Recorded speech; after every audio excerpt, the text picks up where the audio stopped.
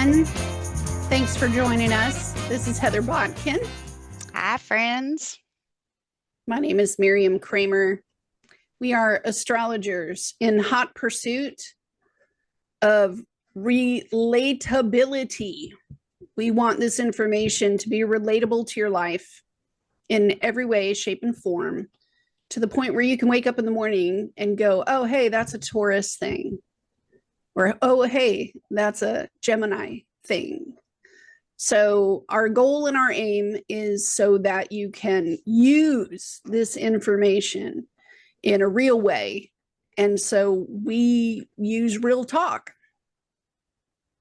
Yeah, definitely easier to navigate emotions and events that are coming when you have some sort of a heads up of why why things are being thrown at you, and where the relief is in your chart to be able to go to. I like how you said that, because foreknowledge is power. Information is always power, but foreknowledge, and I'm speaking for Heather. I know I speak for myself, but I'm going to drag her into my hot mess, because some things are easier to handle or do, conquer, or lay down to if you know why it's supposed to happen. I've had my own peace with a lot of different various things in my world, just knowing that it was supposed to happen.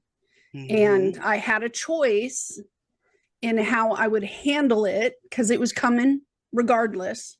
That's where our free will is. Yeah, the free will part. And attitude is graded, ladies and gentlemen. Attitude on how you handle things karmically is graded. And I won't go into all of my opinions on that. Let's just jump into a piece of knowledge that we're gonna need, because it's cranking up for the entire month of December 2024. Today is December 2nd of 2024. We just went through a pretty rough Thanksgiving weekend with a lot of folks around the world getting this eye opener, a big pop. For me, myself, my second YouTube channel was deleted. And that was unexpected, that was unexpected. However, I know the totality of what my chart says about me and what I am supposed to do. So for me, it's a small loss. For other people, it would have been huge. Right. So very true. You've handled it amazingly well. And I think that I know that being an astrologer has helped you in that sense. We've talked about it. And the same thing with myself and some of the big, massive transitions and losses that I've had. People, if you think in general, I just got goosebumps all over. But if you think about in general, when, something just tragic or horrific or devastating to you that you really wanted to have happen, or you never could have imagined it happened, when you learn your natal chart, it's so liberating.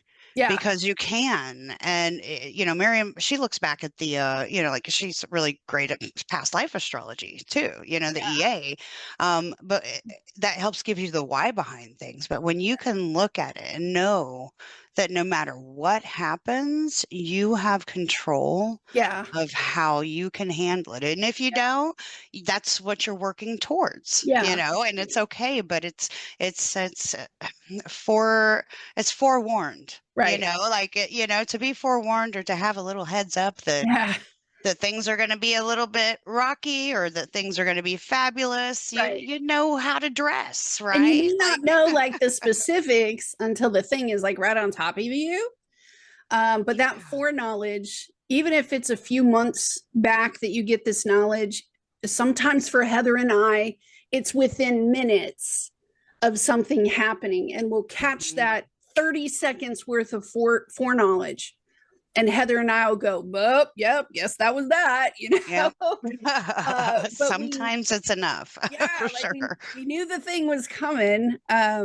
But I mean, yeah, I got to give bones to Heather about that too, because I think once you start to get into this stuff and you realize the insane probability that the cosmos, the largeness of space, the planets and their specific, like it's too incredible to stand back and say, Holy Mother of all things holy, the universe had to line itself up to this pinpoint perfection for me to be like this.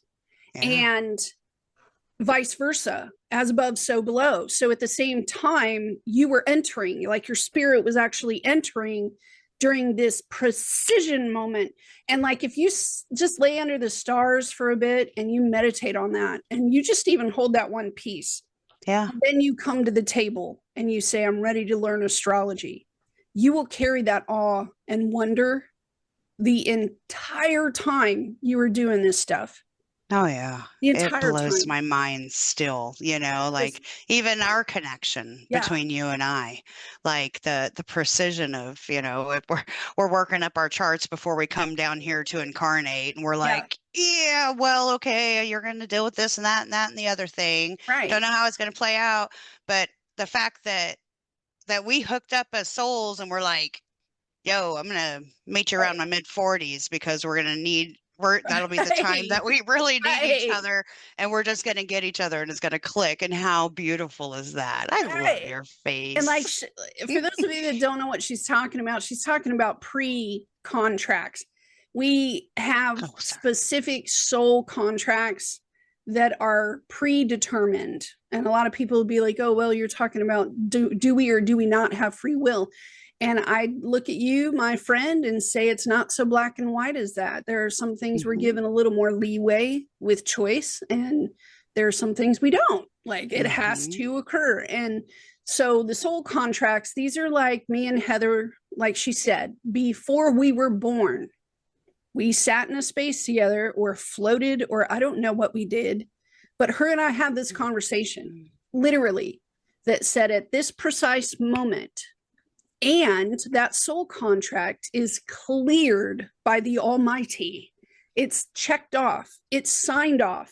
We were allowed and given permission to have this soul contract. So there was absolutely zero chance of anything getting in the way of this.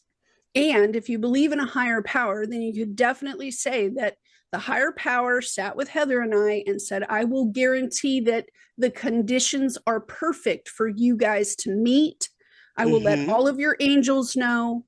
I will let all of your guardians know and your ancestors, and they will work with me to get you two to meet up at this exact moment. And that's a soul contract. God is beautiful. Real. I keep going, dude, why did he let me get away with all of this? Like, I don't understand. We've been put through it through the past lives, hey, so that's why we're all about like working towards our North Node, and we'll get to that point at some point, but like, yeah, it is a blessing. And, we are happy to involve you guys. So thanks for coming back. Who's to say you guys aren't in a soul contract with us? That's right. I'm just saying that's why you kind of showed up. Maybe. That's right. A few days ago on my Patreon channel, Heather also has her own channel over on YouTube. Tell them what your channel is called so they can. Come check me out. Woke.Ones.Revolution. Over on YouTube. So make sure you put a dot between the words. So woke.ones, ONES.revolution. That's me. Put that info below this. Yeah, I definitely will. There's a plethora of different stuff out there on my page, from learning about, what the houses are, what the meanings are of the signs, the archetypes. I go into that. I talk about Lilith. I talk about Chiron. There's easy learners there that you can listen to that have some really cool pictures behind it. Then you see some tarot readings for me, and I typically do all the moon reading, the moon videos. So, you know, new moons, full moons, and I am practicing a little forgiveness for myself, Em, because I did not record a video for this Sag new moon. I really wanted to, but you know what? It was Thanksgiving weekend, and I had I had plenty to do, and I had plenty of work to do, and you know, some shopping and all the things and cooking, and you know. So I hope you guys all had a happy Thanksgiving, by the Happy way. Thanksgiving. Happy late Thanksgiving. Yeah, Heading towards yeah, the next holiday season. yeah. Over on my Patreon channel, I'll be honest with y'all, I don't know what I'm doing on whatever day I'm doing it, because that's my lifestyle. Especially when it comes to the order and precision of my day. There is no such thing. Miriam wakes up and she follows a calling, and she listens and she runs after it. So on my Patreon channel, I could show up and do tarot and do readings. I could even show up And and she's amazing, by the way. let's do She free does readings. amazing readings. But if I shared my heart with you all, it's the evolutionary astrology. I could do that stuff nonstop all day, every day. And we do in our hearts and heads. That's why I love talking to you so much, because I'm like, you hit me, you get me. The evolutionary astrology was first presented by Jeffrey Green. You can look him up. He was the founder, the pioneer of evolutionary astrology, and he's written many books. But if you're out there in a bookstore and you see one that says Jeffrey Green Pluto Volume 1, grab it. Grab it. Yeah, grab it. Especially if you're like in a used bookstore or something like that. Anything by Jeffrey Green, snatch it off the shelf, because you're going to need that for the rest of your life. Yes. I have been told by psychologists, therapists, psychiatrists that what takes them 20 years to do with a person with evolutionary astrology, I can sit down with a person and clear you all up within about 2 hours. And it really is that way. The chart continues daily. It is a living thing. It is moving constantly. It's a clock. It's a clock, but you can look back in time. You can look forward in time using the chart. True. Evolutionary astrology, it's going to give you basically, I mean, I see it in my head what it does. It's always more difficult to say it with the words. But you came from somewhere and you're headed towards somewhere. And if you sit with an evolutionary astrologer, they can tell you what all of that looks like. They can tell you why you're here, the purpose for why you came to this planet. They can show you your karmic histories, your past lives, the attachments to your siblings, your parents, your career, the function that you chose to go off and do, whatever that is, whether it's spiritual, whether it's in the physical, whether it's in the mental or the emotional arenas. Your talents. Yeah, it'll show you where your talents come from. Your spiritual gifts and what you're supposed to be doing with those. Hint, hint. Yeah.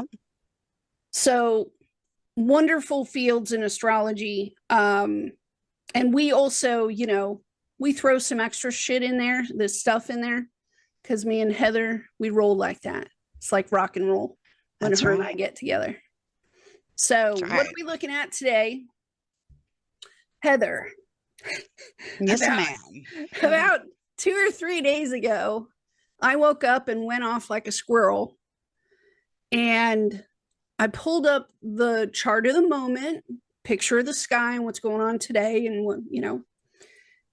And during, like right before the Thanksgiving break, we were gearing up with a lot of wows. Mercury was fixing to go retrograde. We were in the pre-shadow period.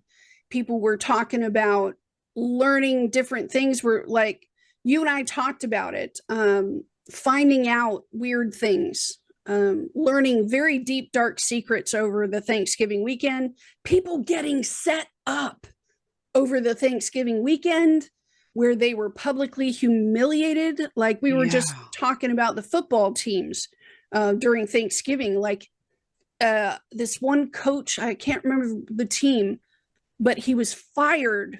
He was fired over the weekend, and it was the first firing by NFL in 150 years.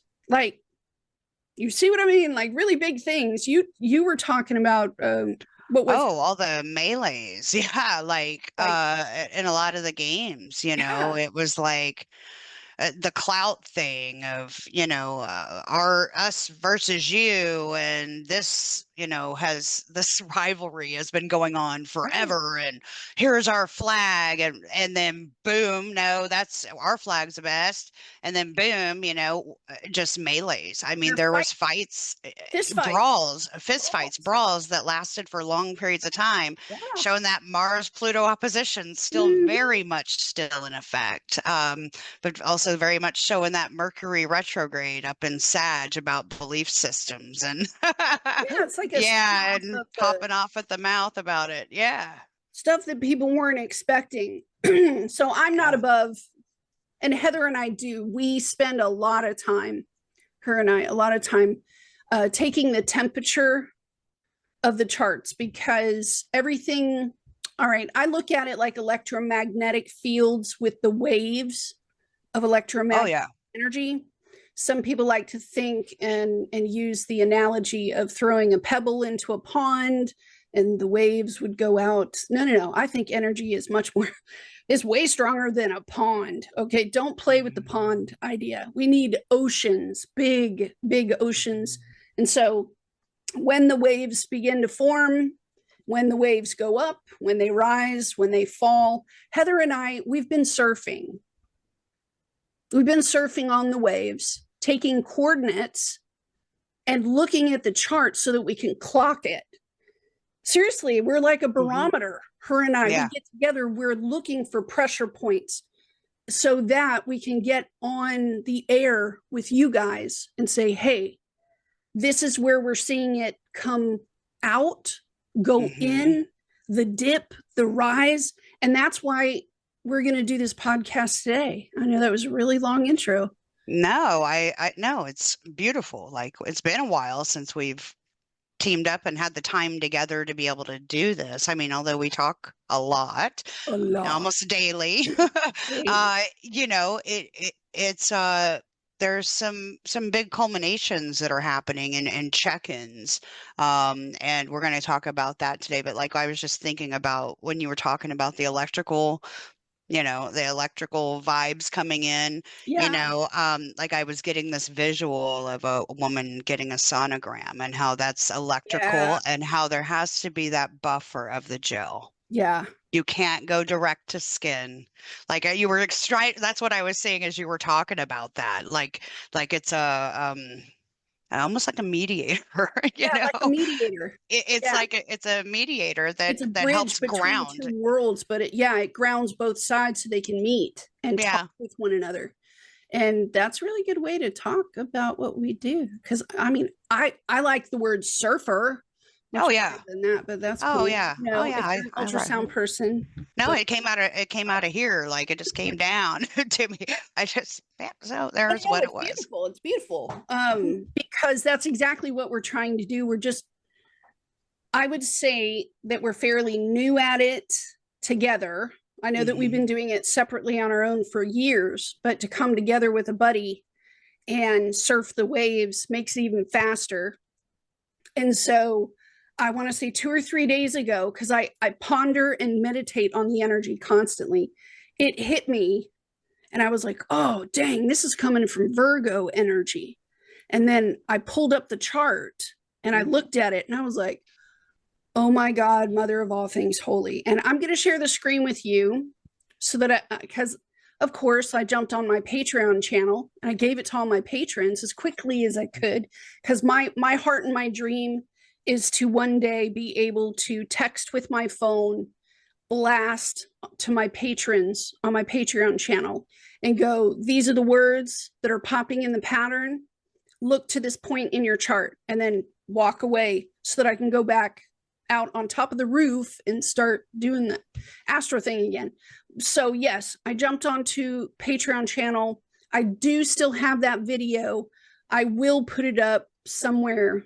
So and what's your Patreon channel? You can look up Point Your Compass with Miriam Kramer on the Patreon site, or you just go to Google and put in Miriam Kramer and I'll pop up somewhere. I promise you. It's annoying. Check her out. Check her out. She's amazing. Just don't follow me home. All right, I'm going to share my no screen stalkers, please. so that let me show you my madness. And if you don't follow, don't worry. Just hang in because we'll get to the normal stuff in a second. So I'm going to share the screen. And this is a part of my madness. Yes, all astrologers do this. So I believe that one of the most important areas of the chart we can start looking to right now is Saturn. Right here, if you follow my little red bubble, there's a red bubble in the middle of the screen. I'm bringing it down here to Pisces energy. Pisces is now currently holding both Neptune at the later degrees and Saturn, which is at like 12 degrees, about to hit 13.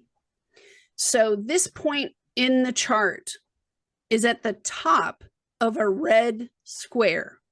And as you can see, I know there are a lot of lines, but there is a square forming in Sagittarius to the left and Gemini to the right. This weight of a square is getting stronger by the day. And we're going to see, I'd say it's one of two things. Either someone's going to give enough slack and we'll keep sailing, or the cinch is not going to hold and the ropes are going to snap and the sail is going to fly off into the wind.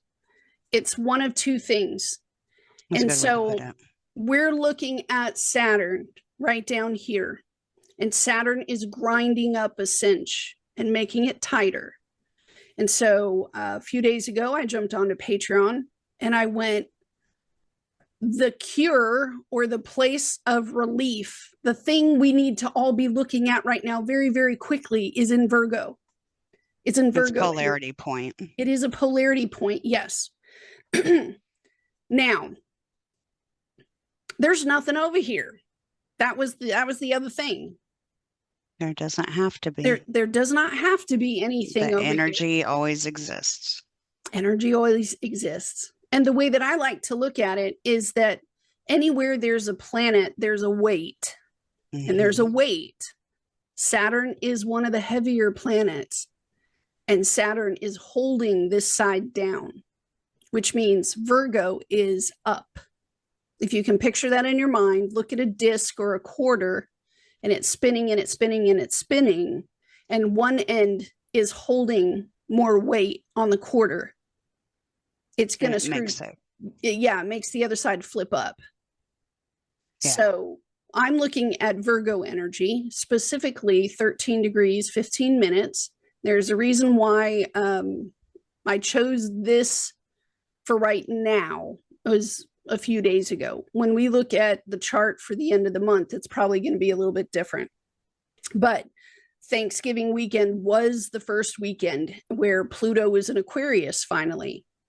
And, you know, Mercury going retrograde in Sagittarius, Jupiter retrograde in Gemini, which is a conundrum of all things. Yeah, for sure. Jupiter is the ruler of Sag. And Mercury is the ruler of Gemini. So it's almost like the siblings and the siblings. It's almost like we're fucked up and we know it. I say that because we know it because yeah, they're both in their detriment, but they're in mutual reception. Like, you know, that's some crazy stuff that's been going on. And it's all immutable energy. Like, yeah. Right? Yeah, so you could just go on forever with all your with all your beliefs.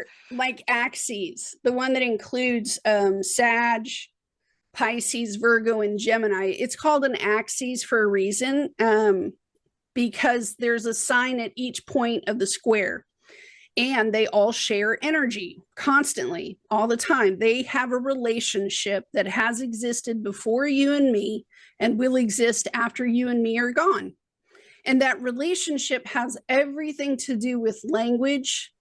It has to do with opinions. It has to do with talking, the way that we think, the thoughts in our head, what we believe is right for the greater good. If you think back to our Pluto Sag videos that we've posted previously, we said a lot about Sag. So that greater good, the belief systems, yes. Yeah. Like every day that you wake up, you believe something or you wouldn't get up out of bed. You know, I believe that if I don't get up out of bed, we're going to have an accident in the bed and my wife's going to laugh at me all day. And that's a valid point, my friend. You might want to get up out of bed. So beliefs, thoughts, opinions are elementary skills when it comes to being social with one another. If you believe in opening a door for someone who is walking in behind you, the thing that drives you to open the door is that you believe that it's the right thing to do. So you hold the door for people while they go through. If you are like some people I know and you jump into an elevator and someone says, hold the elevator, person I'm thinking of would be like, you know, trying to smash the button, like close it, close it, close it. Hurry up. I don't want to talk to anybody. Because they do not believe in holding the elevator for others. They are not mutable. They're not mutable. Something wrong with their Gemini energy. Okay. We learned that stuff in kindergarten, and that's the stuff that's in Gemini. It's the basic, polite mindfulness, awareness of people around us. Please do not bite the person next to you on the aircraft right now. Right. Because we learned that in kindergarten, and that's Gemini energy. Whereas Sagittarius energy has more to do with social, all the time out there in the world. So you find someone who makes a disparaging or offensive remark, like they open their big fat mouth and something came out at the wrong time at the wrong place, and now people are grabbing pitchforks and chasing this dude down the road. And, you know, that would be Sagittarius energy, because socially you just broke a no-no. That's a faux pas. We don't do all that. Right. Put that over there. So this is the axes that we're talking about. It includes all of those things, Our imagination, you know, even if we go into a paranoia and we're feeding that paranoia in our minds, it is still only our imagination. If we have an ideal and we believe in that ideal to the point where we're going to do something cray-cray, like put on a vest with some special toys and go into a public office building and harm someone, that still only came from an idea. And that's part of this axis. You have the ability to make beautiful movies that touch the world, that win awards, is the same energy that could put a vest on someone and go the other way.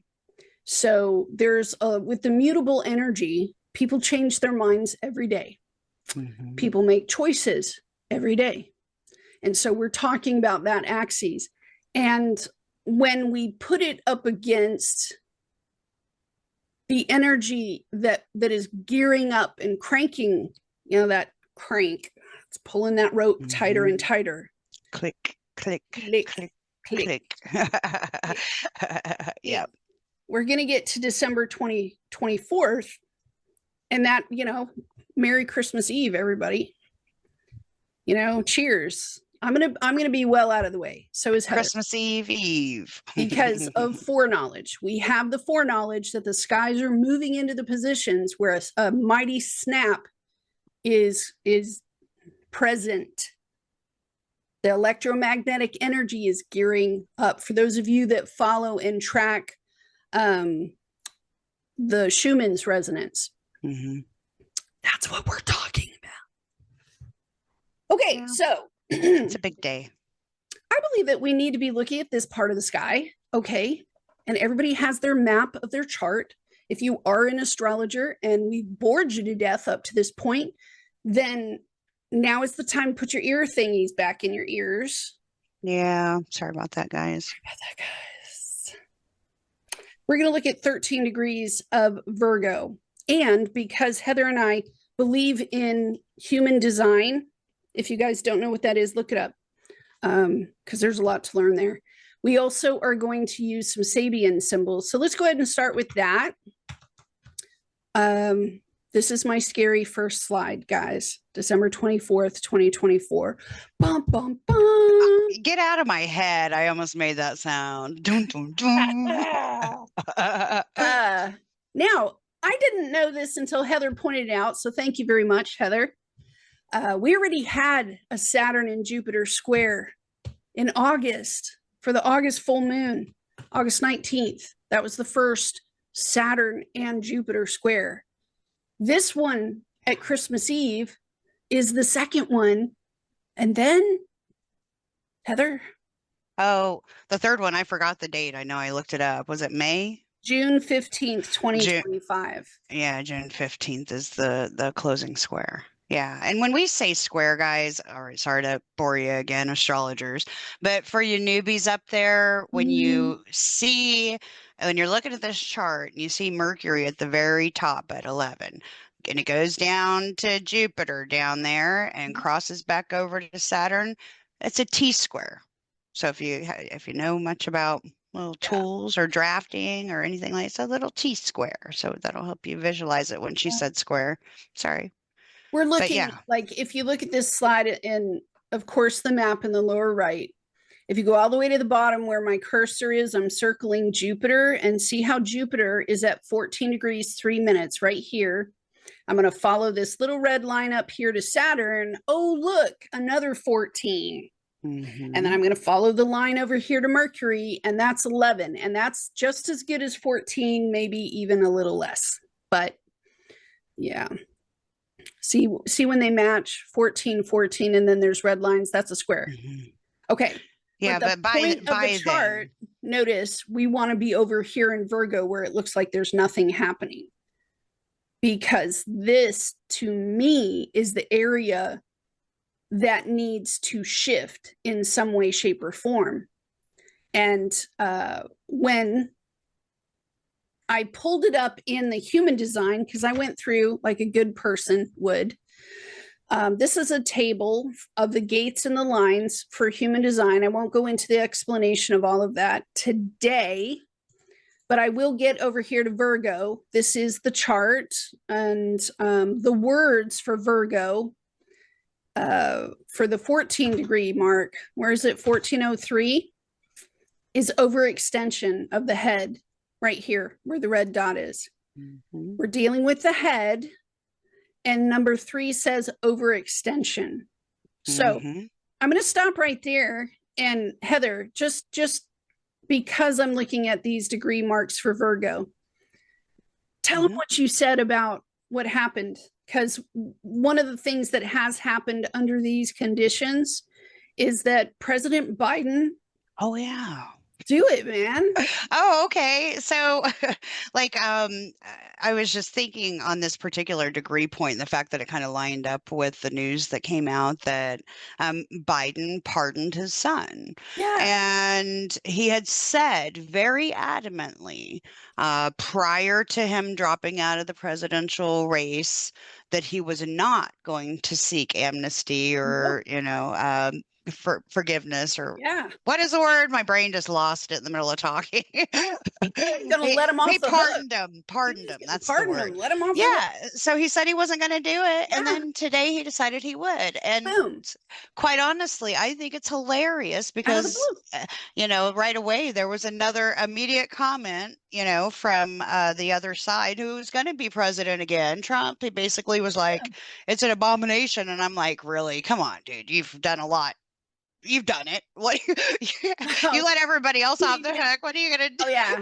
So I mean, no. That's a really good example, though. If you're like standing all the way back from this, you're looking at the words head qualification, head over extension, It's looking at the timeline between the presidents doing their swap out and their high fives on the way out the door. Yeah. One goes in, one comes out. And we have a level of qualification that is being triggered right now. And that idea of overextension. So one party, President Biden, has seen that time is short. Yeah. We are overextended on time.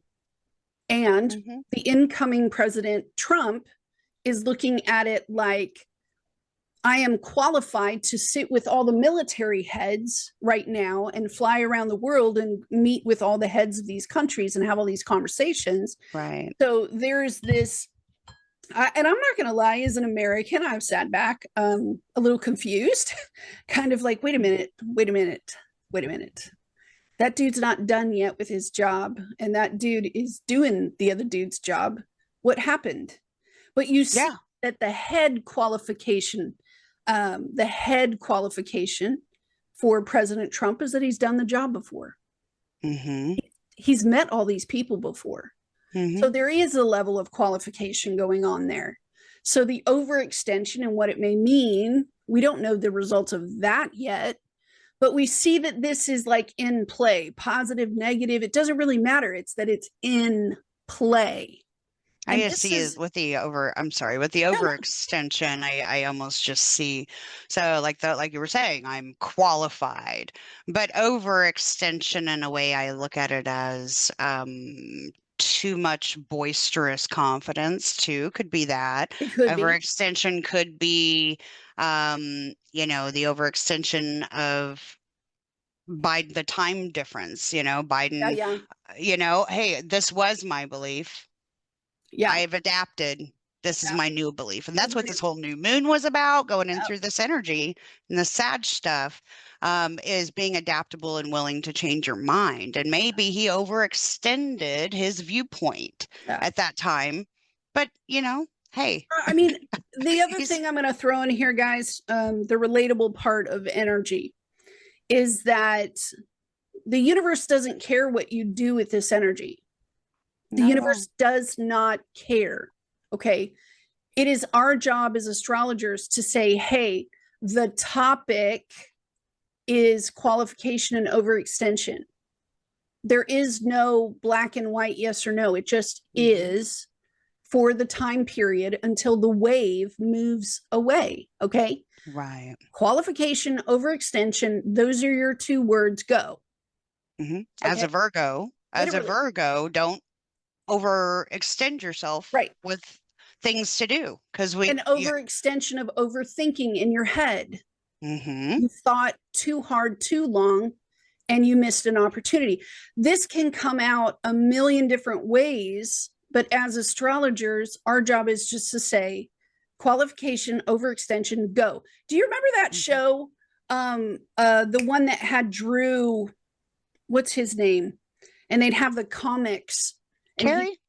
Drew Carey. And he pulled a little thing out. He'd laugh. Everybody would jump in and do it spontaneously. Like, whose line is it anyway? Whose line is it anyway? That's a lot like what we astrologers are talking about. So with the foreknowledge of overextension in the head, and we tell you this 3 weeks before Christmas Eve.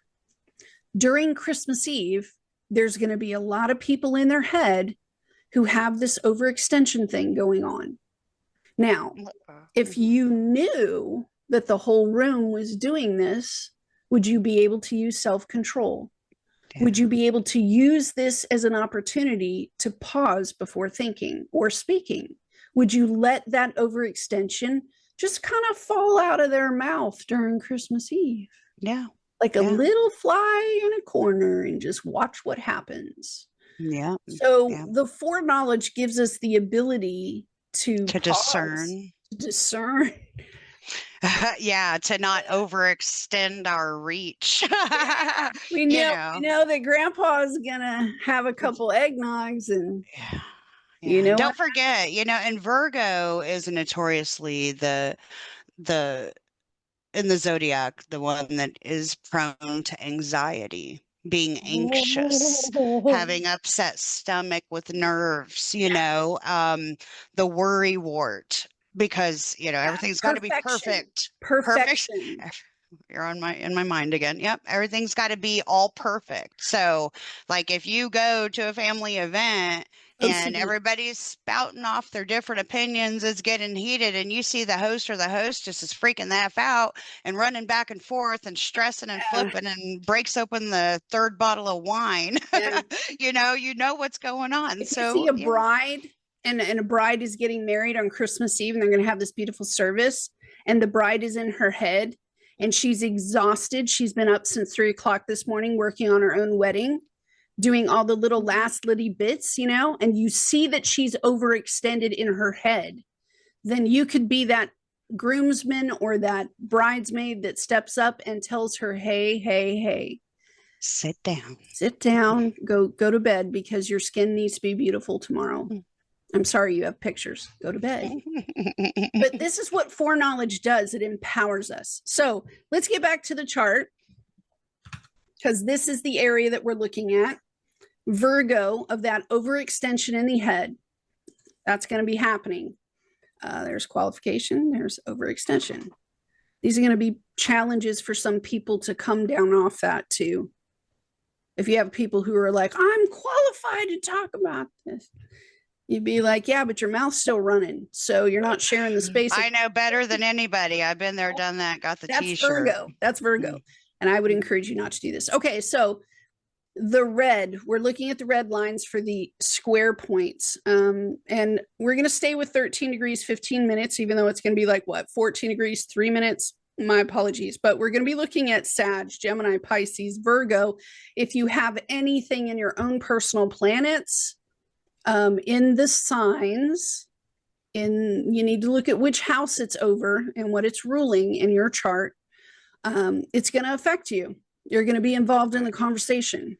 Yeah, and what she just said, we're going at 13 degrees at this point because that's what it was when she looked at it. But when we were discussing this, I was like, I was talking about the second square, but we've got movement right now. Like, so Saturn is going to station direct on December the 6th, the Jupiter right after that. Yeah. And then the square happens, and then Chiron stations direct in the 29th. So December, these energies, you're going to be feeling them. Yeah. It's gonna be like that uphill thing, and you're gonna feel it, that tick tick tick of the roller coaster going up to the very top of that wooden track, and tick tick tick tick, and that's basically what we're so that's going to be a roller coaster where you go down and then it swings left and then it swings right, because like she said, it's going to be visceral. You're going to be sitting in your office somewhere, seriously, or in your garage working on cars. There's going to be other people in the room.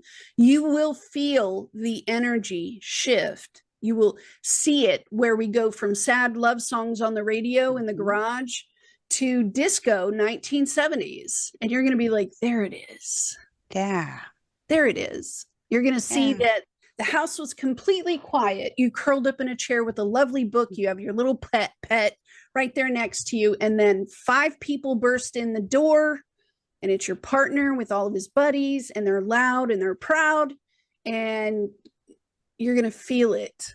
You're going to go, wow, it was quiet 5 seconds ago, and now it's really loud. Yeah. You're going to go pick up that record needle, and you're going to drop it on what Anne Murray. Everybody's going to have rocking around the Christmas tree, jump in it. They're all going to be typing. The office will be quiet, right? And then ding, everybody in the office is going to get an email that says, everybody come to the break room. The CEO has an announcement. And you're going to go, there it is. It's going to be like we've been analyzing all of these things, these Virgo things. We've been analyzing your progress on those TPS reports. And that's not going to work. So adjust. Who's been clocking in on time and who hasn't. Right? You didn't know. It's a reality check. It's a reality check. So these are the words, and these are the energies. I've listed them out here.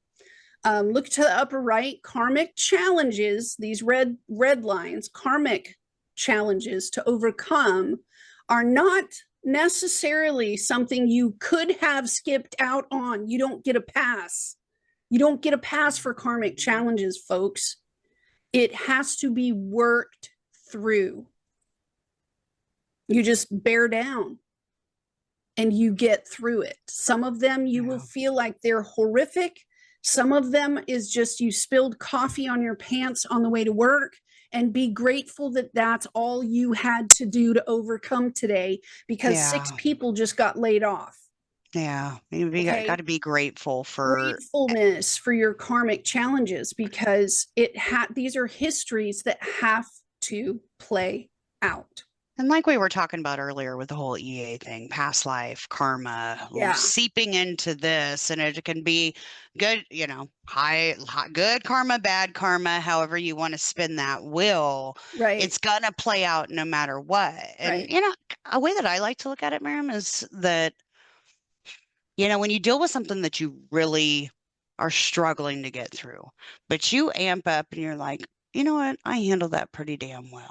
And you stay on the up and up without the judgment, without, just realizing that everybody's experiencing these energies just in different parts of their life, right? So if you handle that on the up and up, then it's kind of like an extra brownie point or an extra gold star next life, like, hey, I ain't got to mess with that. Well, like I said, attitude matters. The tone of your voice matters. And your thoughts in those moments actually matter, because you're getting graded.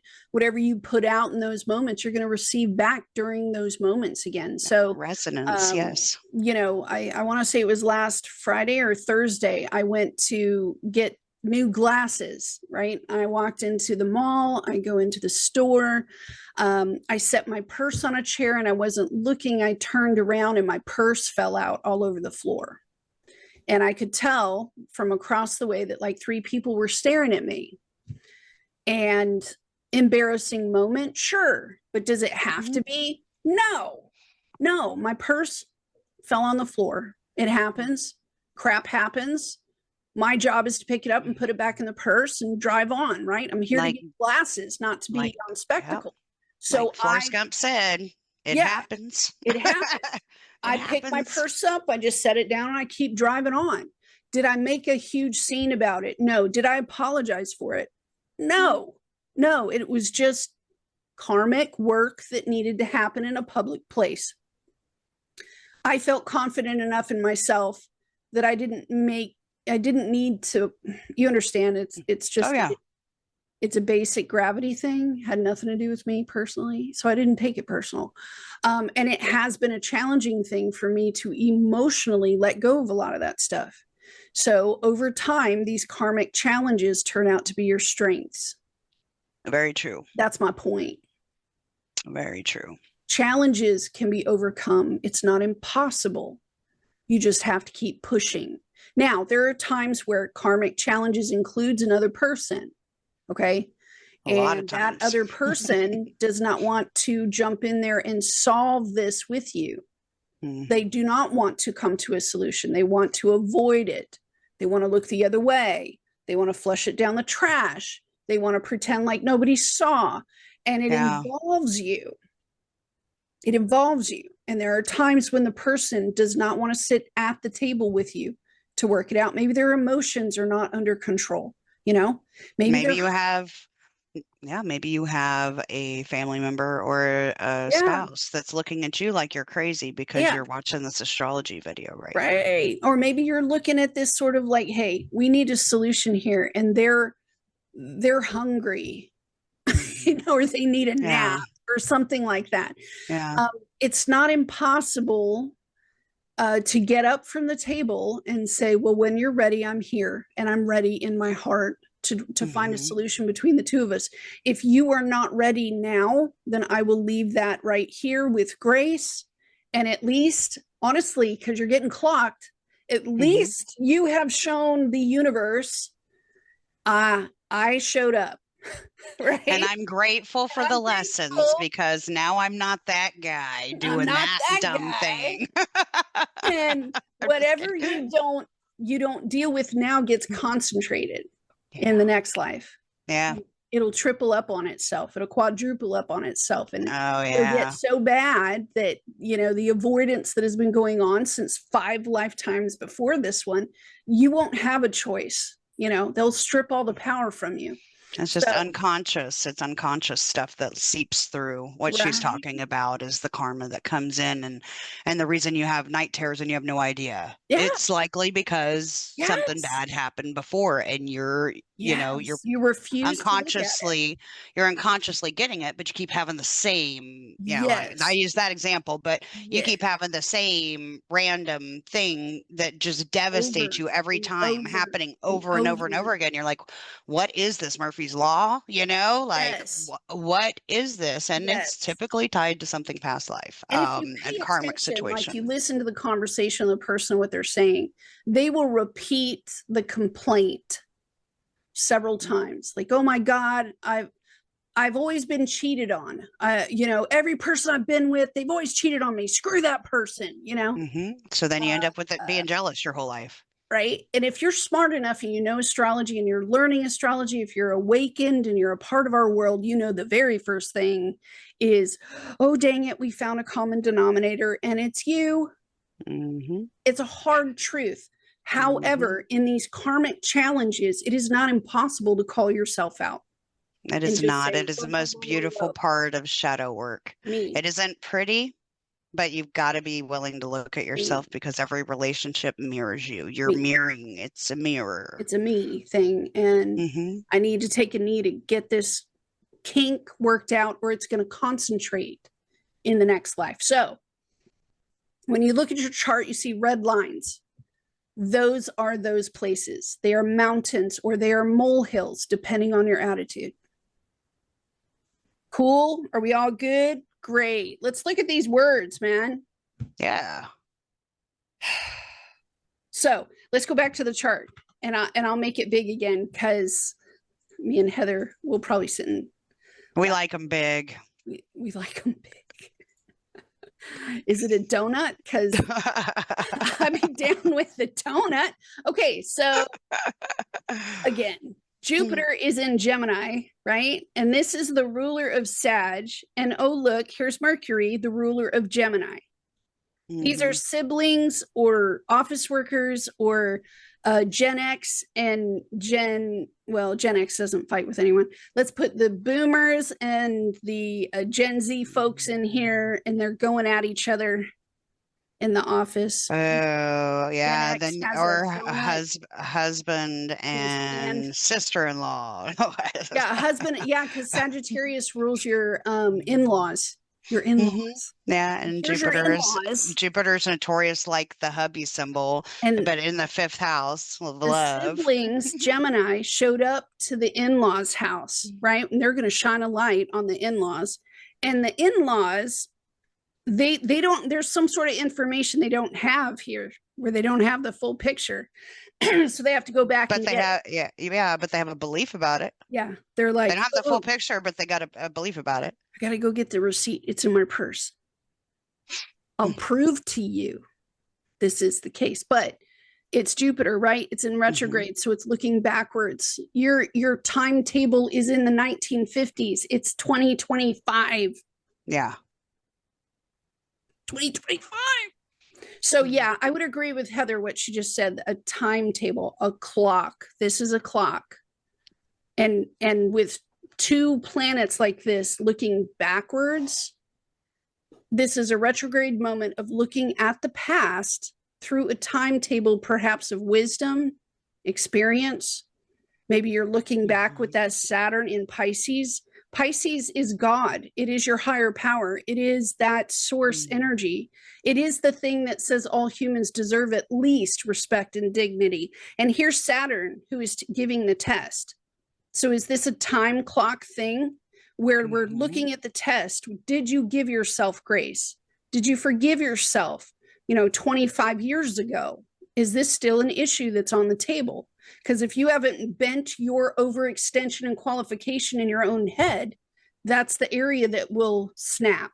Oh yeah, and I mean Pisces is typical like 12th house energy is the inner unconscious If you think about the religious side of it, like if you want to even bring religion into it, I mean, Sag and Pisces are very much about religious beliefs and such. And you think Jupiter's down there in Gemini trying to gather some facts.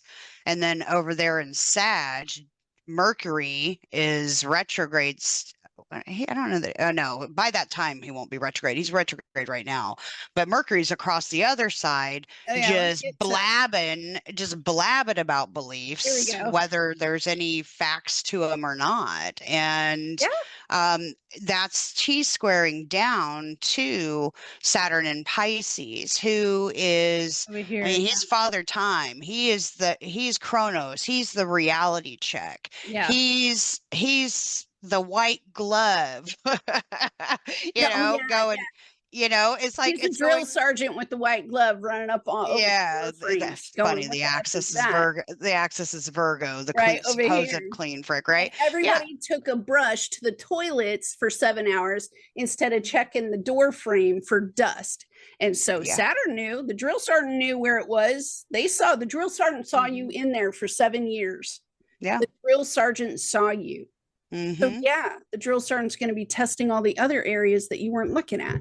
So he's going to be looking back at that square. The first date, what was it? August, Well, yeah, Miriam? August 19th, August 2024. 19th. So look back to August 19th in Go your through life. your emails. Look at your history. Look at your text. Turn back time. Look at your gallery in your phone.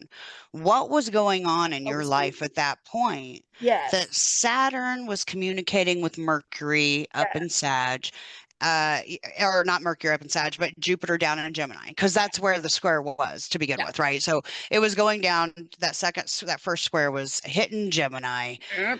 talking about your knowledge.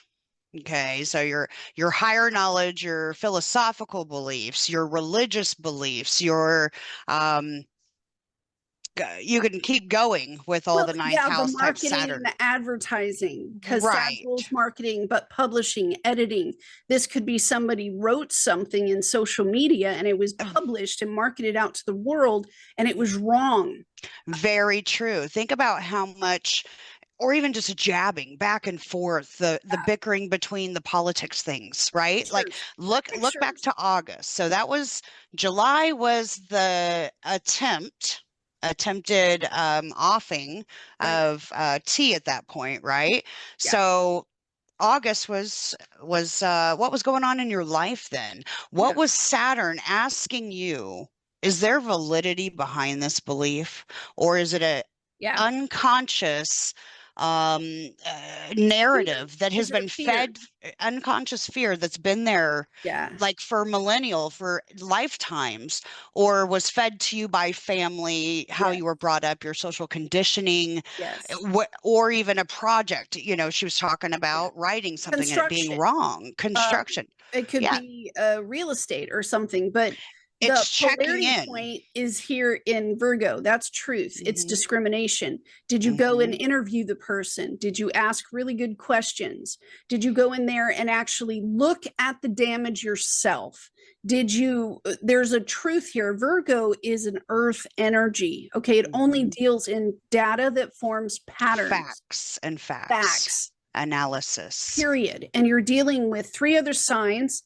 that are Well, about these beliefs. signs could blow up the imagination, and this one down here could spread it all over town. Yeah. Whether it's right, wrong, or a belief, which has nothing to do with facts. Yeah. Once it's out there, people start to form their own ideas around it. So, welcome to checkpoint number 2 of Saturn squaring Jupiter on the 24th. Sorry, I had to segue no, you're back right. to December August 24th. because it's basically a reality check, right? So Saturn's done his first check-in. We've had to make some readjustments, but you know what? Things were really blurry. Right? We didn't know what was going to end up happening. And as time has rolled out, we're going to be hitting that second square. So Yeah. whether you're talking about politics, okay, well, we know who's supposed to be president based off of what they said, right? We know, what's transpiring here and there and what's happened since. What have you learned and adapted? And is your Yeah. what's the word I'm looking for? Is your game plan still cool? Or do you need to reevaluate and Yeah. check yourself? Yeah. Because it's all about checking yourself. You don't need to check others. No. You have to reevaluate. Is your, are you talking to the right people, or Yeah. are you still stuck at the same place you were at in August and haven't made any progress? Yeah. Because Yeah. Saturn is checking the time. Yeah. Yeah. There you go. So Okay. I'll shut Well, up now. thank you very much. Yep. Now that we know that we're looking at Virgo, let's get back to the idea that Gemini energy with that Jupiter thing going on. This is going to be someone's throat. So if we go back a page and we think about, okay, head qualification and overextension, and then these are the ways that you could be tripped up. There will be Gemini energy around the throat. So you'll see creative blocks and trying to collaborate. Like, no, we can do that with this little duct tape of a fix, whatever. No. We'll work something out. Don't worry about it. Let's just collab together. And sure. It's really, this could be gaslighting, where they come in with really creative ideas on how to gaslight you and pretend like it's not really a thing. The Gemini energy could be coming in with creative ideas around opinions and not facts. And this is where that question of a test is going to come in. Or too many ideas. Yeah. So too many creative thoughts and collabing with somebody. Yeah. It could, and being mutable, it could totally be me and M getting together and just talking astrology or doing whatever. And we're going to do this one thing, but hey, we never got it done because we were too busy having fun. Or whatever. Simple enough. Yeah. The Pisces energy here, another head. Here's throat, here's head. Someone's going to be talking about the restructuring and the possibilities. Pisces energy is about the imagination, what the imagination can do. So if someone has structured a continuing thing based off of an imagination that has a negative connotation, like paranoia or avoidance, and they've structured their whole life around it, this is called a pathological liar. This could also be someone who is very imaginative. Okay. In a positive way, you could say that at the very best with these challenges, if you have someone who is willing to sit at the table with you logically, Virgo, with absent of emotion, Virgo, and look at the black and white, Virgo, right? And we do the analysis, Virgo, of the overextension or the qualification, and we see that it needs some tweaking. Will the other person help or will they hinder? And this is where Sagittarius comes in, because you're going to feel something is off. The Sag energy rules the things we cannot see. This is the cosmos. I may say that Neptune is out there, but have you ever visited Neptune? No, you go on faith that it's out there. When a laboratory comes back and says, we looked at your blood and this is what we found, you take it on faith because you were not in the lab with them to look at it yourself. Did you? No. You trust when the doctor says whatever. But what if it's not? What if there's a creative block and you're stuck at a point where you're going on someone else's words, but you were not standing? Virgo is standing there, okay? Virgo is asking the right questions. Virgo is looking at the topic and digging for more information, finding the new technologies that are in play, and they're trying to add it to. Now, the Sag energy, the sacral, this is where we create. Do I really want to have a baby with Heather when I don't have this inner peace that her and I have it together in some way because she's, you see what I mean? This is a challenge. It's not impossible, but you see, like Heather said, it's fuzzy. It's fuzzy when we can't read someone else's brain, when we assume that they're on the same page as we are, when they're not. They're not on my page. So Virgo would be like that whole communication loop. I was going to say, yeah. So everything you just said had to do with, I just saw like the Eight of Swords, right? Yeah. You have to be able to communicate and ground. You need the Virgo grounding. So, Saturn's like that secret to this T-square is that Saturn. Virgo point right across the way. It's literally sitting across from your boss and repeating back to them what they just said. And you say, this is what I heard you say. Is And that then you right? feed it back to them and they go, no, no, Yeah. no, no, no. You got the first part right, but the second part wrong. Let me Yeah. clear it up with you. This feedback, this loop of double checking, triple checking, quadruple checking, especially during this time, so that you can climb up over the karmic mountain. Okay. We want to balance things out, which doesn't mean that we get in a fight with the most aggressive person in the room. It's that we look at the aggressive person in the room and we go, there is an issue over there. They wouldn't be making so much noise. And everybody Right. looks at each other with a black and white and go, we need them on our team. And we go, yeah, yeah, yeah. Okay. Well, who's the best one at conflict, like conversation? Well, And yeah. oh, I'm the best one at knowing how to communicate in a conflict resolution situation. So Right. send me, coach. I'm ready to go. You say, Mhm. okay, we gave this person a soda pop. They've been in there for 15 minutes calming down. How about you go in there, sweet talk them, and find out what the real problem is. Get to the core of that Mhm. problem so that we can find a solution. Yeah. That's So it does also speak to like a bit of a detached necessity. Like not that Virgo's detached, because Virgo's not really detached, but Virgo's doesn't tend to get over emotional, right. you know. It's more of a grounded, Yeah. you know, But when we more of a get grounded. further along in this little presentation, you're going to see how the energy is set up where it's backwards. It's backwards. Yeah, backwards. It's like inside there is going to be a tremendous typhoon. But on the outside, we need to have self control and hold the ship steady. And it's going to feel impossible to have confidence and faith that we're going to get through this thing in a lot of these cases. However, the energy is calling for like inner courage, inner strength. And that's where a lot of people are going to fail around you. You're going to see a lot of people fail. They're going to let loose of their wheel because internally they're so emotional that they lose their shite.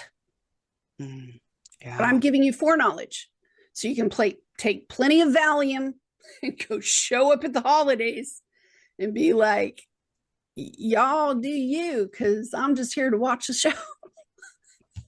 It's going to be tough. It's going to be tough to watch Uncle Harry go at it with Aunt Megan. It's going to be tough. All right. So what's working in our favor? Because there's always favor. Oh, yeah. Always favor. And we call those a trine, and those are the blue lines. Not all blue lines are trines, but we do have a beautiful trine in the sky that day. Look at the trine there with air energy. So we have air energy, but honestly, trines with air energy is that people are thinking too quickly.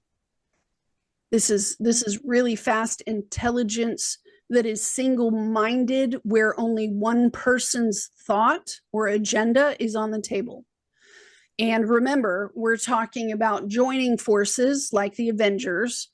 So everybody needs a chance to share in the conversation. Yeah, it makes sense. I mean, it's going to be a communicative time. I mean, at the holidays, you have a family get together. Everybody's going to be, talking, happy and talky, smooth flowing. I can see that. But notice That's the Jupiter in softness. Gemini, you're gonna have luck during this period if you're using those basic social skills. Well, oh my God, Aunt Mary, that sounds wonderful. Why don't we ask everyone else what they'd like to do too, just so we get some feedback? Right. Notice the polite and respectful nature of asking others to join. Well, I haven't heard from him in a while. Well, why don't we just pick up the phone and invite him over for dinner? That is a much better way to handle it than to go F that person. Let's just cut them off. No, when the air energy is flowing like this, yes, it is a very happy time. People are talking too much. And maybe that's the problem. Maybe we need a little bit less eggnog to Uncle Harry. And make sure he doesn't get another one, please, because he's just running at the mouth and it's potty mouth all over the place and it's stirring the shit pot.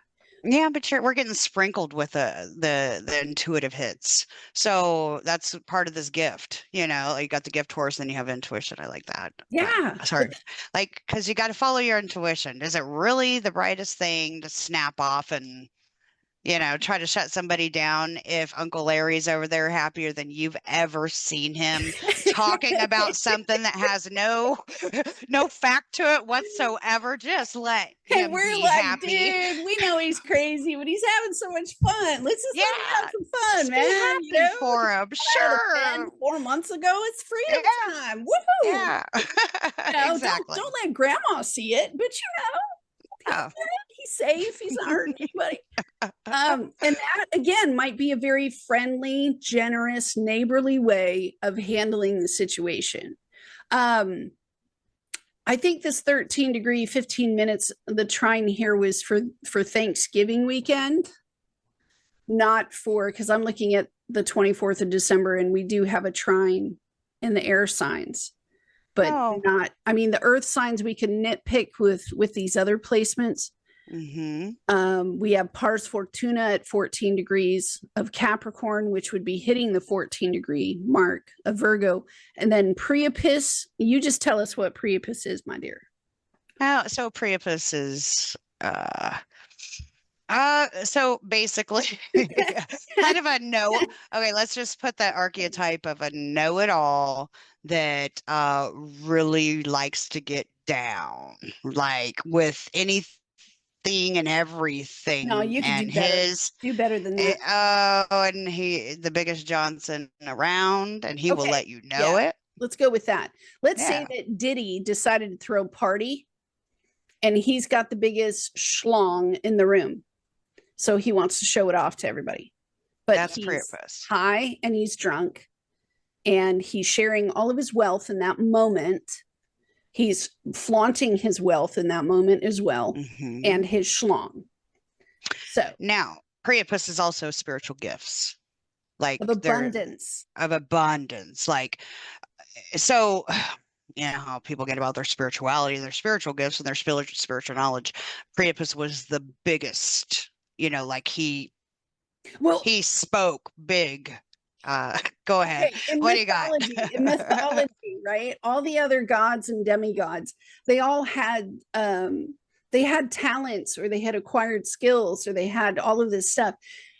Please understand that the only thing that Priapus had was his schlong and abundance. That was the only thing he had. Here's my thing though. Notice that it's retrograde, which means we're looking back, we're repeating something, and it's in Taurus. So Taurus rules our money, Physical. Yeah. our banking, our any kind of small animal or farm animal that you got, like a chicken or a pig. So it rules our food, water, bread, blankets, clothing, decorations in our house, the stuff we like to indulge on, right? And so, chakras, it's the throat. Yeah, this would be your larynx, your throat chakra. And again, swallowing, tasting things. Taurus rules our senses. So all of our senses, sight, sound, hearing, touch. This could be carpet, running your feet on a carpet and touching your sister and zing, you know what I mean? But Priapus is this very large presence of abundance. And if you have Taurus in abundance, Taurus rules dirt. You could have a bunch of dirt in your driveway and not know why. Like, who put that there? You know, Priapus energy abundantly with Taurus security and safety, abundant cops all over town cruising because it's Christmas Eve and there are a lot of drunks on the road. Hence Saturn, right? Sextiling Priapus. Don't go get jacked up and go drive. You'll get busted way easy. Sextiles are sextiles, but it could easily happen that you get yourself in over your head. You know, the Taurus will rule your vehicle. Too or big. Something on your vehicle that you value.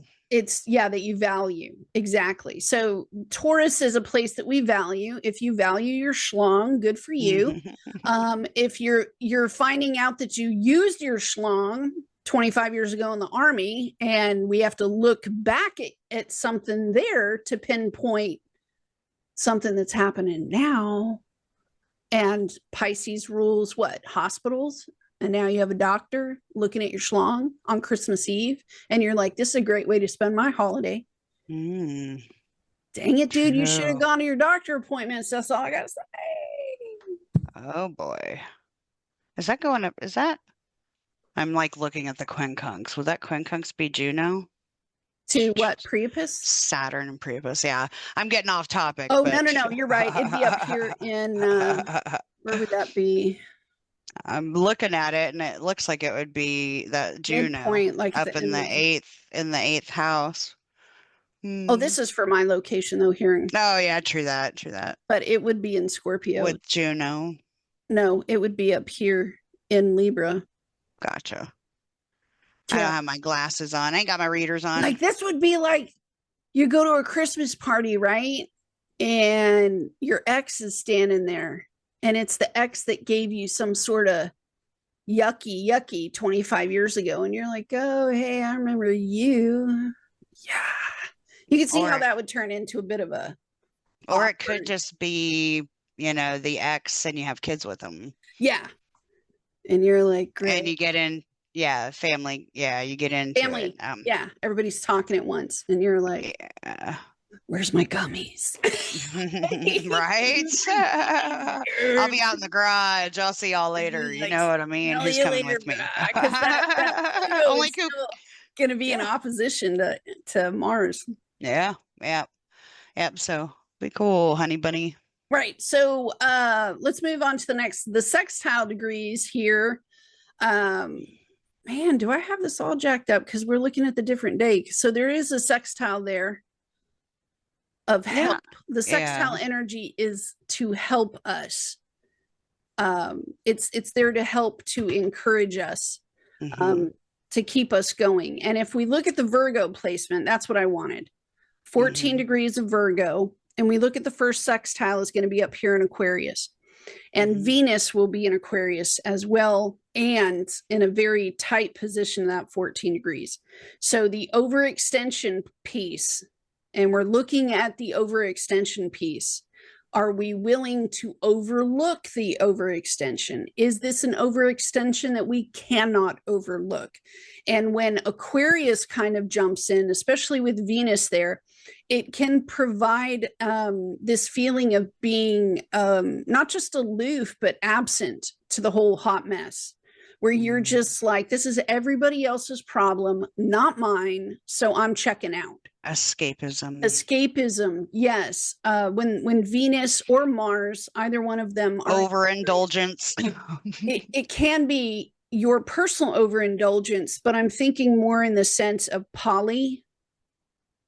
Let's say that, anytime that you have Venus and Mars connections to Uranus or in Aquarius or the 11th house, you're looking at a person who, it's going to sound terrible, but if I explain it in the right way, you would understand.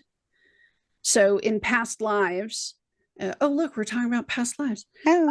In past lives, you're talking about, like, for instance, if this was somebody's real birth chart and they had a setup with Venus and Aquarius, I would say, okay, the trauma, the PTSD, the conditions that you were unable to escape from were connected to your Venus energy in a past life. So let's look at this Venus energy and let's put chains on her. Let's put chains on her in a position where she cannot fight back. She cannot get out of it. She's chained to a wall or to a bed or to the back of a truck or to something. And it created a terrible moment where the soul literally has gone into PTSD and frozen shock. And so what happens with this energy is, in the current lifetime of this person, I would be looking at their Venus and saying, look, I love you very dearly, but it doesn't matter what relationship you get into. There will always be a fight or flight energy if they're trying to lock you down. There will always be this energy that may even only come from you, where you step up and your love is cold, or it's absent, or there's something there of Absent. abandonment even. But this energy, it is fighting for revolution. We must turn this energy over and over until we find how to unlock the soul from shock. Looking for freedom, yes. So this energy will say, I need liberty. I need liberty to go to and fro until I can find the key that unlocks this door. And so if you get into a relationship with someone who has Venus, Aquarius, 11th house connections to Venus or Mars, you're going to look at someone who you may look at all the time and be just like they have commitment issues. They've been in a million relationships. Yeah, think. You've gotten a ton of divorces. They're horrible to be with in bed. They sleep with everybody once a week. They cheat on their partners all the time. They're better fit for a polyamorous relationship than a monogamous one. Well, the reasons behind that, my friend, is that they have a series of past lives where they've been harmed, There's traumas. crushed. Yeah. They've been run over, burned alive. They've had too many love issues or Venus issues where they couldn't get out. So yeah, they're built to run, and they're built to have many curiosities. Now, I'm not saying that the whole world is ready for that message right now. But maybe one day when we absorb enough astrology and this understanding of how a soul actually moves through space and time, that we'd have a lot more grace with these people and be a lot more gentle with these people, because they're trying to find a revolutionary modality that will not give them the conformity answer that they always got before. It's got to be new. It's got to be fresh. Sometimes it even includes technology, like hooking up the brain to electricity and stuff. Yeah. So we never know what the answer will be. This soul is using that little, it's like a hall pass. They're using the hall pass to find the answer to unlock themselves. And it allows for some grace. Does that make sense? Yeah, well, yeah, So for sure. if you didn't know that the person had these, you'd probably be flying at them with all sorts of attacks. And judgments, yep. However, if I sat with you and I showed you what they're really doing, you'd probably be a lot more gentle with them, a lot more helpful. You know, we're all just here working our own charts. We really, really are. And this is what I know about Aquarius Uranus energy. These folks have the most unique past lives that I've ever sat with.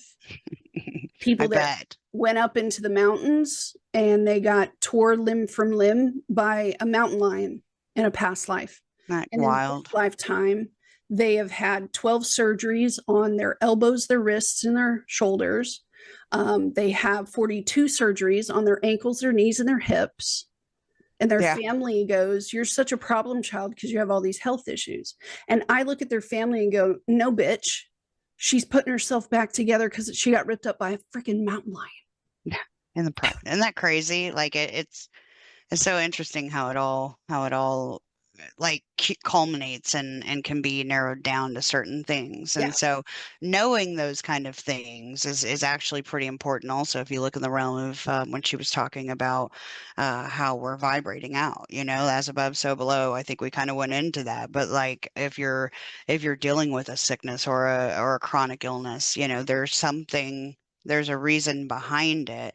And sometimes if you can integrate just a little bit of a different vibe, that's a more higher vibration internally about the situation.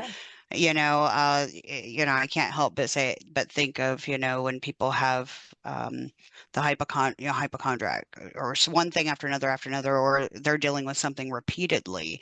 There's usually something else going into it. And, you know, if you ever need help with that kind of stuff, it's important to be able to study your own natal chart and see that. Okay, look, check this. And this is just random because I'm a random person and that's what I do. Squirrel. Look at Venus at 19 degrees in Aquarius, right? Mm-hmm. See how it's squaring Uranus, which is itself. Okay. So see the square that's holding the person in place because of Venus and Uranus, right? However, look at the first quincunx to Uranus. I'll go across the chart, Scorpio, and then I'll come up one, and there's the moon. The moon attached to Uranus is a fight or flight energy. This is a flight risk, right? So there is going to be a relationship, at least one, Christmas Eve, where you're going to want to run away, pack up all your crap, and get the F out of Dodge. The first thing I thought, like, and heard when you said that was the Venus. Yep. And the 12th of in the square almost being a temptation. The temptation to escape. Yeah, like that's really cool that you just said that. Yes, I love that. But you looked that way and I saw that with just the Uranus and the Venus. Notice the Venus, though, can also represent money or our things, right? So if Heather and I were giving you an astrology reading right now, and it's in your personal chart, doesn't matter where it is, we'd be looking at you, and the both of us would say, make sure that you have whatever money you need before the holidays. If you need it in cash, pull it out about a week beforehand and put it in the house.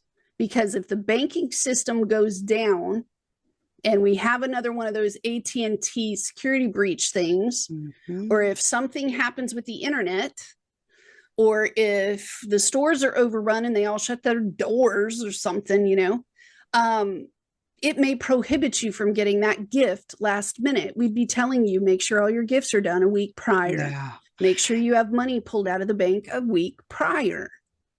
And I just thought, rather than carpooling to a family event, that you may want to take yourself or an Uber in case you feel that need to escape, so you can go back, so you can. Yes, right? You can. That's just a practical way to put it. Sometimes it's not even escape. Sometimes it's, holy crap, let me get this person out of here because this is too much for grandma's heart and she may have a heart attack. Yeah. Notice the Vesta attached to the moon, the other person. So we're going to have expectations of the other person during this time. And that's going to create the escape thing. So you may be trying to get away, like she said, from another person, or you could just ease up a little bit on the expectations and just be kind of like, you know what, I'll let them go for another 5 minutes. And then I'm probably going to have to do something about it. But notice that, and I'm just going to say this from our training. This first decan is ruled by Libra. The second one is ruled by Gemini. No. This would be Aquarius. This one is Gemini. So this person's going to be doing a Gemini function, which is probably being rude, impolite. Notice that's part of the problem. We need more politeness during this time, please. And let's not. Remember, Jupiter doesn't do anything small. Zombie? What if this person turns into a zombie? And you're like, because this would be a good zombie setup. I'm not lying. I'm not lying, dude. Like, your boyfriend or girlfriend comes with you to a family function for the first time and they turn into a zombie and you weren't expecting that. And they start chewing on grandma's arm up here. And you're like, get off my grandma, dude. And they won't. And you're like, my God, goodness. Now grandma's got the zombie.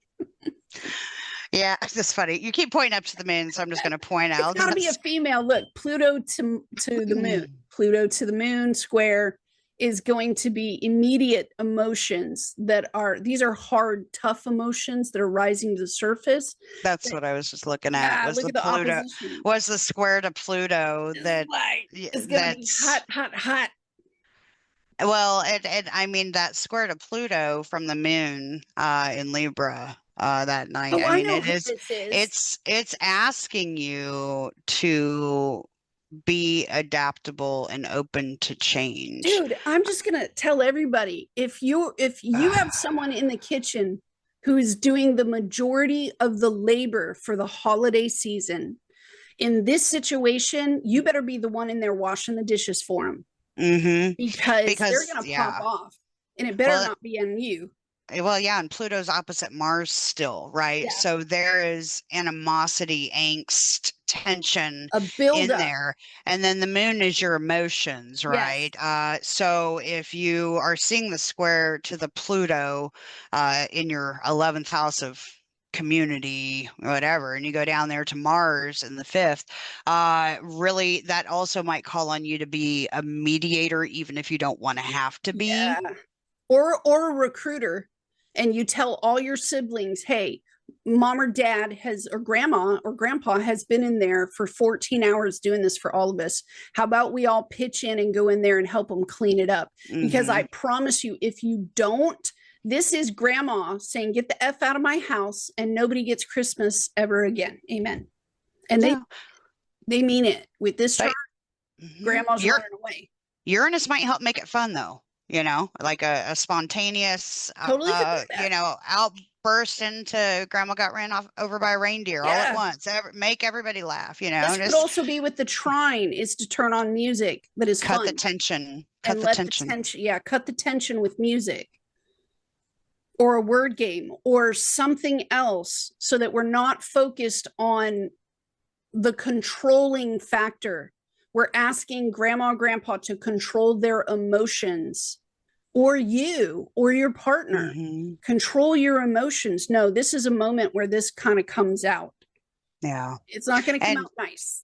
So look in your chart, so where these positions are, because it's some action that we're dealing with all month, and it's just going to come to a culmination on the 24th. Saturn, well, the sun is going to be in Capricorn, but it's going to be squaring Delphine and Neptune. It's sort of this energy for me that would say the father energy, because that's a lot of father energy, is coming down real hard. Yeah, it is. On whatever the individuals are doing to pleasure themselves. Like, you think it's okay to laugh at grandma's hair, and dad stands up, or grandpa, and look, oh, looky there. Somebody's going to be a jokester at the wrong moment. I could just tell. It's going to be a kid. It's going to be a younger one. Oh yeah, watch your children. Watch your children. Yeah, it's going to be a younger one. It could also be animals. Please make sure your animals are under control, or they're in your yard and they're not just wandering down the street and they go after a kid. These are all sort of setups that would include home, family, emotions, a hard hand coming down, an escape energy trying to run off, something in the physical that is difficult, like we can't get, little JoJo's eyeball back. It's got the energy of that second pop off, and Saturn is the drill sergeant that is taking the test over here, saying, were you empathetic enough to the dog to untie them from the tree and bring them inside because it's cold?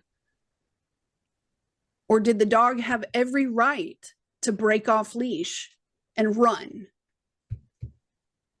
See what I mean? Yep, 100%. Yeah. Like Ceres in Aquarius in that first decan at the 6th degree is a Virgo energy of discrimination. And this is saying, are you being aware of the group? Are you taking the group's temperature as a whole? Are you contributing to the house that you live in, which involves the group of people that you're with? Or was somebody shady at a white Christmas, white Santa Christmas party, and this was the a-hole that wanted to laugh at everybody's downfall as they all passed around the junk gift? It's a discriminatory thing. It's a discriminatory thing of wisdom that's going to be used. And notice that 6th degree is ruled by Virgo. Oh, say it isn't so. The polarity point to Saturn. Saturn's going to say, are you smart enough to know that people need help during the holidays, because that's a load on top of their work, on top of their housework, on top of their money? Are you that smart? No? Well, then you earn this. You earn this moment. I would say take your blue ribbon. Take your blue ribbon. Don't ask me. I was in Don't overextend. Don't overextend. Yeah, don't overextend your stay. Don't overextend this hospitality. Just don't do it. Don't do it. Agreed. And this is the second one. Imagine what the third one in June is coming, because that'll be the final. That'll Mm-hmm. be the final. I would also encourage you that on this night of nights, let's say that you have a hot topic that you really need to discuss with someone. This may be the first time that you're seeing them face to face than you have in a while. I would say let the moon move, Mm-hmm. because the moon in this moment is set up in this beautiful trine energy of communication and enjoying each other's company, right? Right. When just one more day later, the moon will probably be in Scorpio. And that's an intimacy moment. Yeah. Maybe you can find another time tomorrow to sit with the person quietly away from the group. Maybe you have enough Discernment. time to grab a mediator and say, hey, come with me as a witness while I go talk to this person. Right. Right. It's just like that. Use your I intuition. would actually wait till 2 days after. Notice you Yeah. would be with Juno then. Yeah, yeah, exactly. And, mind your intuition, practice discernment and uh, some grace, allow some grace, Yeah. without being extra critical or overcritical. There's enough tension within these squares, that is a way that we're offering several different options, and you will tie it into how it relates to you personally, but there are ways to deal. Holiday season is not always the best time of year for people. Yeah. There's people with seasonal depression and different Yeah. things that they struggle with, or they no longer have their family members, or their significant other.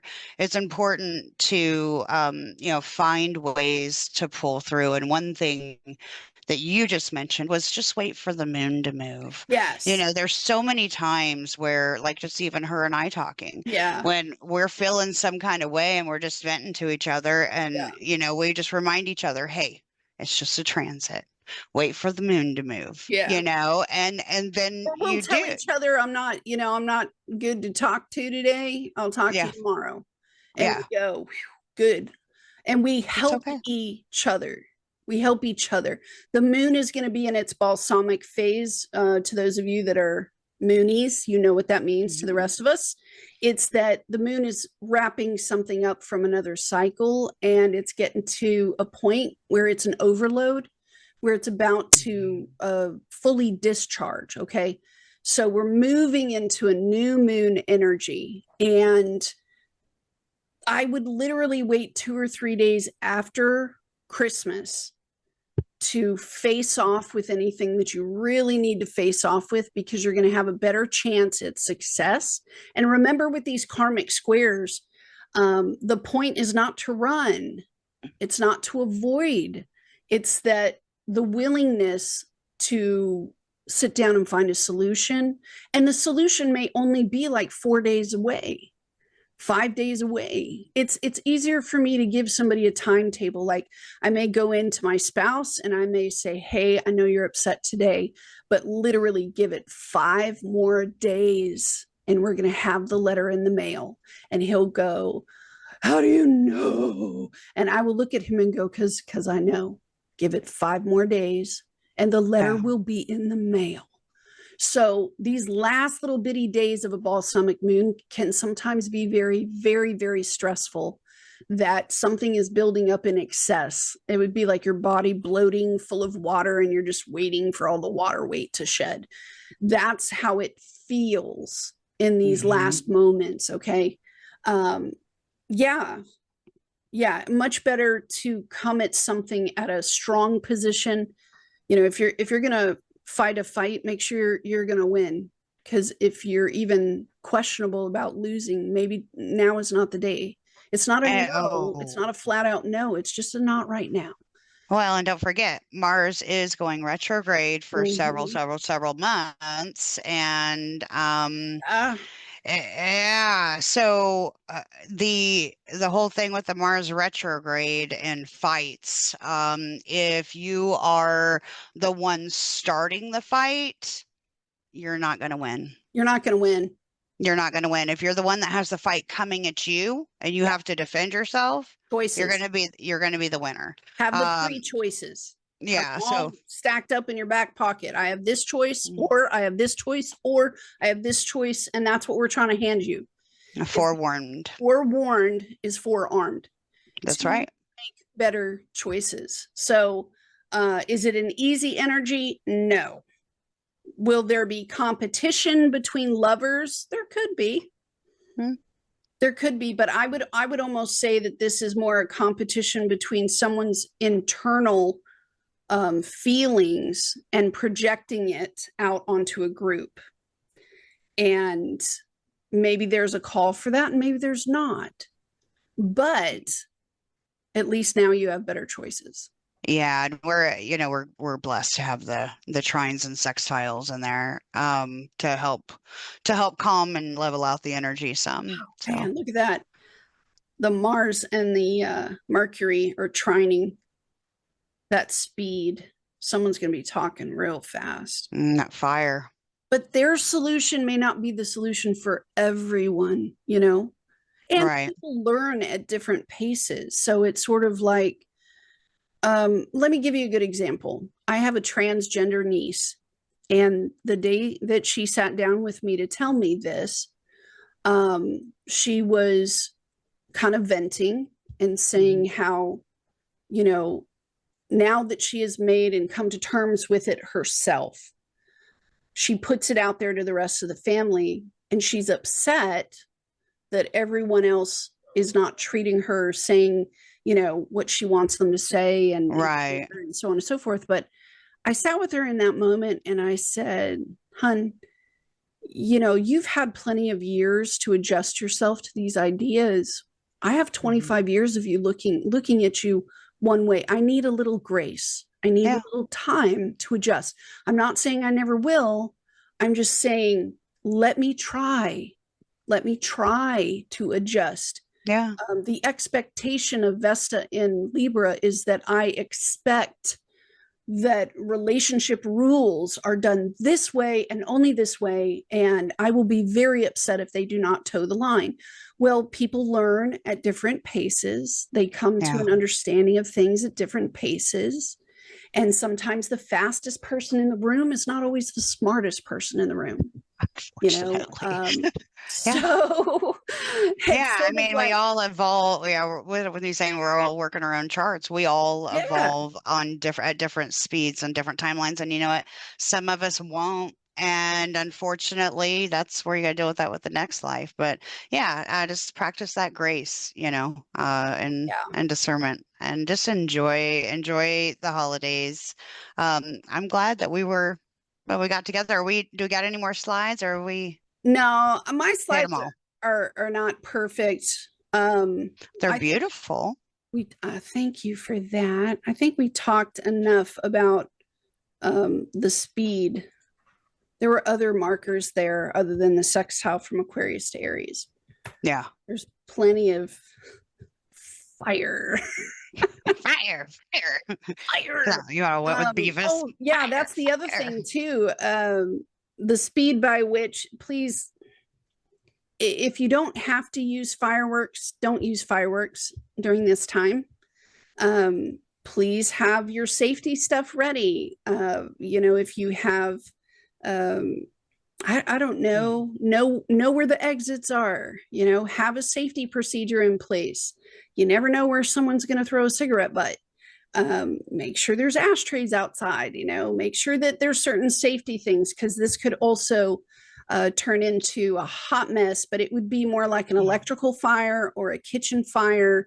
Don't deep Yeah, fry a turkey in your garage. or frozen turkey. Don't Yeah. don't deep fry. Get an air fryer from Lowe's. Really, we love ours.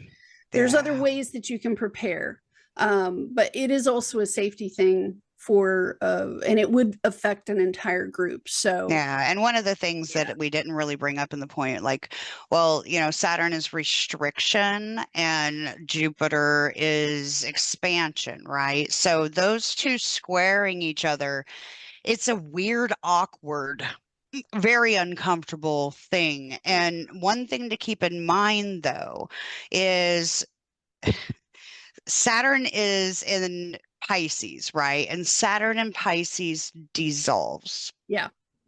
Okay. The old So think about that in a bigger sense. Yeah. So it is important to just be vigilant, Yeah. be mindful. It gives like a God complex, which is why there's more of a probability that there's a lot of people standing around saying, I know what's right and you don't. So yeah, I could see how that would be a relational issue, especially if you do know what you're talking about. Anyway, we're going to go ahead and stop it right there, and then we'll come back and do another day. Oh yeah, we got more to talk about. I'm looking forward to seeing more on the individuation stuff you were looking at. Yeah, we're going to throw an episode in here that will explain Jeffrey Green's individuation stages. And I feel it's time to talk about this because those of us who are spiritually awakened, we have been on fast forward processing past lives like clippity clop. It's been speeding up and speeding up. And those of us in our community, the one that Heather and I are in, which is over on my Patreon channel, all of us in there have been speed processing past lives. And I need to give a little context for where we're going, because it's almost like the aircraft has sped up and sped up and sped up. And we need to start laying the groundwork. And it does start with Carl Jung. For those of you who know, that's where I heard about it from. So when I started looking into shadow work in 2018, 2019.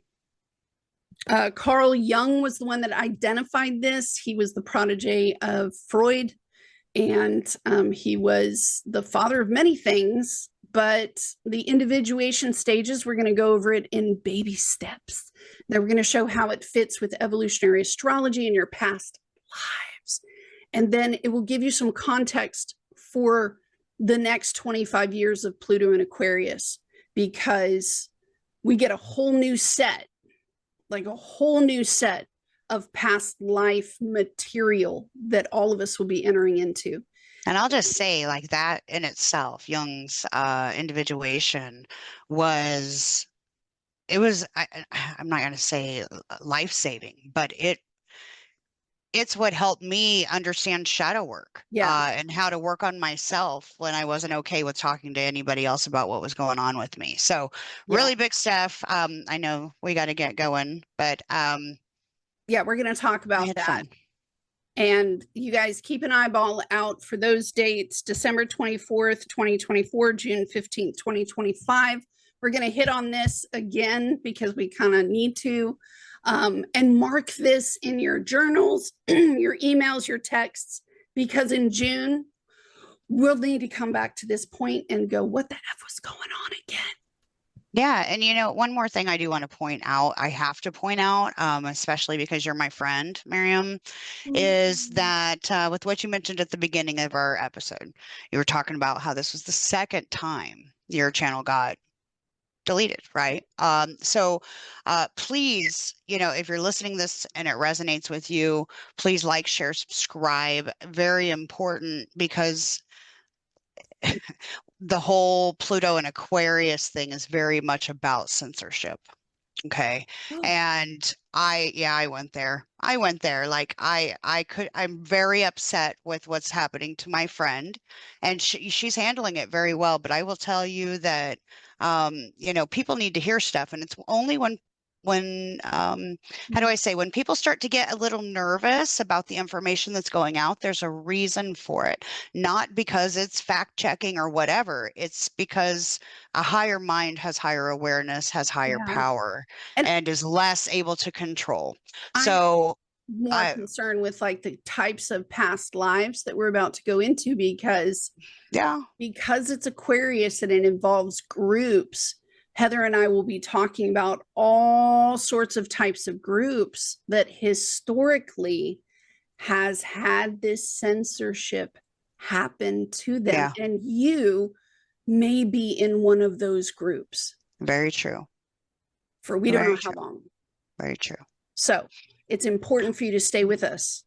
Very much so. So we love you guys. Don't forget to visit our channels, book a reading with us. We would love to meet you. And we will see you all next time. See you next time.